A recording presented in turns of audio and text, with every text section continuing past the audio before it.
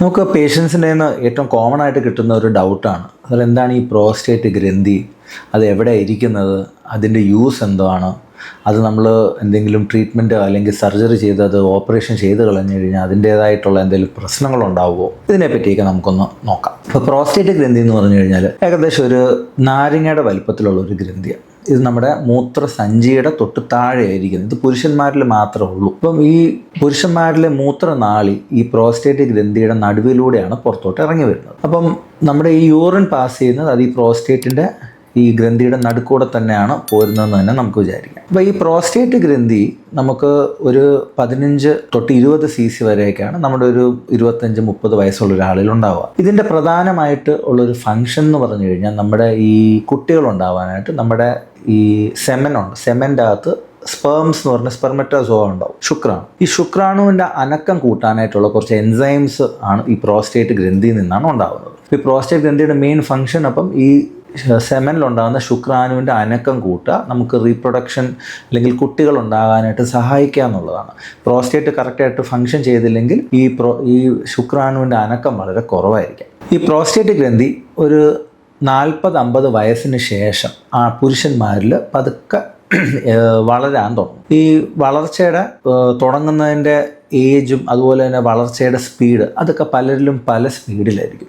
ഒരേ ഫാമിലിയിൽ ഈ പ്രോസ്റ്റേറ്റ് ഗ്രന്ഥിക്ക് തന്നെ എൻലാർജ്മെൻ്റ് ഉള്ള ആൾക്കാർക്ക് കൂടുതൽ ഈ എൻലാർജ്മെൻറ്റ് യൂഷ്വലി കുറച്ചുകൂടെ ഫാസ്റ്ററും അതുപോലെ കുറച്ചുകൂടെ ചെറുപ്രായത്തിലും ഒക്കെ തുടങ്ങിയെന്നിരിക്കും. ഈ എൻലാർജ്മെൻറ്റ് ഒരു 99% ഞാൻ പറഞ്ഞതുപോലെ ഈ പ്രായം കൂടുന്നത് കൊണ്ട് മാത്രമുള്ളൊരു എൻലാർജ്മെൻറ്റ് എന്ന് വെച്ചാൽ നമുക്ക് പ്രായം കൂടുമ്പോൾ നമ്മുടെ ചെറുപ്പത്തിലെ പോലെ ആയിരിക്കുകയല്ല ശരീരം, നമ്മുടെ ശരീരത്തിൽ കുറച്ച് ചേഞ്ചസ് ഒക്കെ വന്നു തുടങ്ങും. കാരണം നമ്മളിപ്പോൾ പ്രായം കൂടുമ്പോൾ നമ്മുടെ തലമുടി നരയ്ക്കും, തലമുടി കൊഴിയും, നമ്മുടെ സ്കിന്നൊക്കെ ലൂസാവും. അപ്പോൾ അതുപോലെ കുറച്ച് വ്യത്യാസങ്ങൾ നമ്മുടെ ശരീരത്തിൻ്റെ എല്ലാ അവയവങ്ങളുള്ളതാണ്. നമ്മുടെ ഈ പ്രോസ്റ്റേറ്റ് അവയവത്തിൽ കാണുന്നതെന്ന് വെച്ചാൽ ഇത് വലിപ്പം വെക്കുക എന്നുള്ളതാണ് സാധാരണ കാണുക. അപ്പം വലിപ്പം വെക്കുമ്പം എന്ത് പറ്റുമെന്ന് വെച്ചാൽ നമ്മുടെ ഈ പ്രോസ്റ്റേറ്റ് ഗ്രന്ഥിയുടെ അകത്തൂടെ പോകുന്ന മൂത്രനാളി അത് അമക്കാൻ തുടങ്ങും. എന്ന് വെച്ചാൽ ഇപ്പം നമുക്കറിയാം, നമ്മളിപ്പോൾ ഒരു സ്ട്രോയിൽ നമ്മൾ ജ്യൂസ് കുടിച്ചുകൊണ്ടിരിക്കുക, ആരെങ്കിലും വന്ന് ആ സ്ട്രോ ഞെക്കുകയാണെങ്കിൽ അതിൻ്റെ അകത്തൂടെ ഉള്ള നമ്മുടെ ജ്യൂസ് വായിലോട്ട് വരുന്നതിൻ്റെ സ്പീഡ് കുറയത്തില്ല. അതുപോലെ തന്നെ ഈ മൂത്രനാളിയെ 2 സൈഡിൽ നിന്നും പ്രോസ്റ്റേറ്റ് ഗ്രന്ഥി ഞെക്കുമ്പോൾ അതിൻ്റെ അകത്തുനിന്ന് വരുന്ന യൂറിൻ്റെ സ്പീഡ് കുറയും.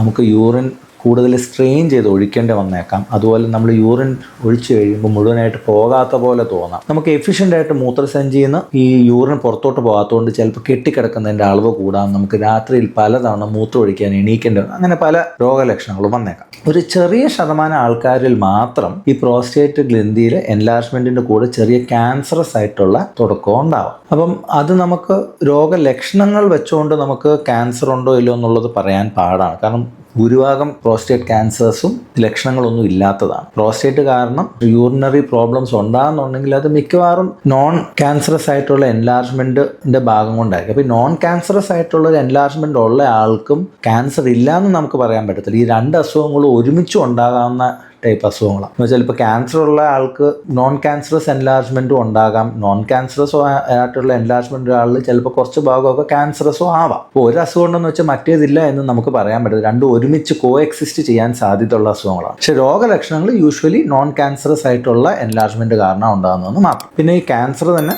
ചിലപ്പം വളരെയധികം വ്യാപിച്ചതിന് ശേഷം ചിലപ്പോൾ പല രോഗലക്ഷണങ്ങളും ഉണ്ടാകാം. പ്രോസ്റ്റേറ്റ് ഗ്രന്ഥിയിൽ നിന്ന് അത് സ്പ്രെഡ് ചെയ്ത് നമ്മുടെ എല്ലിലോട്ടൊക്കെ പോയി കഴിയുമ്പോൾ ചിലപ്പോൾ നമുക്ക് പുറം വേദന, അതുപോലെ തന്നെ ചിലപ്പോൾ നമുക്ക് ഭയങ്കരമായിട്ട് വീക്ക്നെസ്, നമുക്ക് ഭാരം കുറയുക, അങ്ങനെയൊക്കെ ഉണ്ടാകാം. പിന്നെ ചിലപ്പോൾ പ്രോസ്റ്റേറ്റ് ക്യാൻസർ കാരണം ചിലപ്പോൾ മൂത്രത്തിൽ രക്തം വരിക, ഉദാഹരണശേഷിയിൽ കുറവ് വരിക, അങ്ങനെയൊക്കെ വന്നുകൂടെയില്ല. നമ്മൾ പ്രോസ്റ്റേറ്റ് ഗ്രന്ഥി ഒരു പ്രായം കഴിഞ്ഞ് കഴിഞ്ഞാൽ ഒരു 40-50 വയസ്സൊക്കെ കഴിഞ്ഞ് കഴിഞ്ഞാൽ നമ്മൾ ഈ പ്രോബ്ലം വരുമ്പോഴാണ് യൂഷ്വലി നമ്മളതിന് ട്രീറ്റ്മെൻറ്റ് സ്റ്റാർട്ട് ചെയ്യാറ്. അപ്പം സാധാരണ നമ്മുടെ പോപ്പുലേഷനിലൊക്കെ സാധാരണ ആൾക്കാർ കുറച്ചുകൂടി ഏർലി ആയിട്ട് കല്യാണം കഴിക്കുന്നു, കുട്ടികളൊക്കെ ആവുന്നു. അതുകൊണ്ട് തന്നെ ഒരു 50 വയസ്സ് 60 വയസ്സിന് ശേഷം അങ്ങനെ കുട്ടികളൊക്കെ ഉണ്ടാകാനായിട്ടൊക്കെ ശ്രമിക്കുന്നത് വളരെ അപൂർവമാണ്. അപ്പം ഈ പ്രോസ്റ്റേറ്റ് ഗ്രന്ഥി ഇപ്പം നമ്മൾ എന്തെങ്കിലും ഒരു കാരണവശാൽ ക്യാൻസറസോ അല്ലെങ്കിൽ നോൺ ക്യാൻസറസോ ആയിട്ടുള്ള പ്രോബ്ലം കൊണ്ട് നമ്മൾ ഓപ്പറേഷൻ ചെയ്യേണ്ടി വന്നാൽ പോലും ഞാൻ നേരത്തെ പറഞ്ഞ പോലെ ഈ പ്രോസ്റ്റേറ്റ് ഗ്രന്ഥിക്ക് കുട്ടികൾ ഉണ്ടാകുക സഹായിക്കുക എന്നുള്ളതല്ലാതെ വേറെ പ്രത്യേകിച്ച് ഒരു ഫംഗ്ഷനൊന്നും ഇല്ല. അപ്പം അതുകൊണ്ട് തന്നെ നമ്മളിപ്പോൾ ആ പ്രോസ്റ്റേറ്റ് ഗ്രന്ഥി ഭാഗികമായിട്ടും മുഴുവനായിട്ടും എടുത്തു കളഞ്ഞാലും നമ്മുടെ